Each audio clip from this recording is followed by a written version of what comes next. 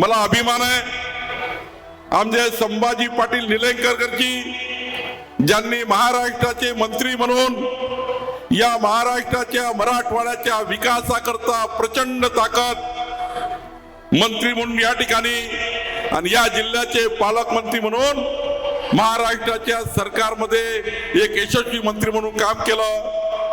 आणि आज जर या ठिकाणी विचार केला तर महाराष्ट्रामध्ये सर्वात कष्टाळू, सर्वात लोकप्रिय आणि अत्यंत कर्तव्यदक्ष आमदार म्हणून आमचे मित्र संभाजी निलंगेकरजी या ठिकाणी आमच्या या महाराष्ट्राच्या भूमीकरता, मराठवाड्याच्या भूमीकरता काम करतात आहे। संभाजी पाटील असं नेतृत्व आहे की महाराष्ट्राच्या विधिमंडळामध्ये आपल्या मराठवाड्याकरता, लातूर करता जो हे प्रश्न उपस्थित करतात, मंत्रालयाची 7 मजल्याची इमारत, विधिमंडळाची गोल इमारत, या इमारतीमध्ये जेव्हा संभाजी पाटील आपल्या बाजू मांडतात, तुमची लोकहिताची बाजू मांडतात, तेव्हा महाराष्ट्राचे मुख्यमंत्री जे संभाजींनी मागितलं ते सर्व मंजूर करतात।